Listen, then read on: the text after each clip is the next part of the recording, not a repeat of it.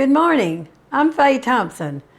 This morning we're here to do vegetables. It's in the middle of the harvest for vegetables and fruit for Arkansas. The first thing we're going to do this morning is we're going to do some purple hull peas.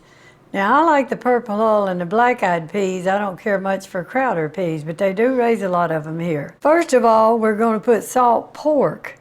It comes in packages like this, and I just sliced it up in bite-sized pieces.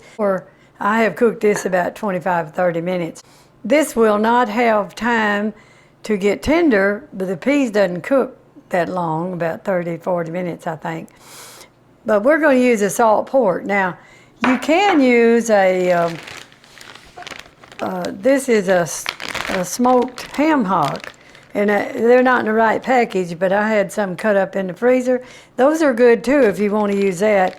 But pre-cook them a little bit before the peas too, and that gives that meat time to get tender before you put the peas in. We're having 8 cups of broth. This is the broth that I cooked the salt pork in. There is 8 cups of peas. The recipe's gonna call for 4. But we just add enough water to cover that now.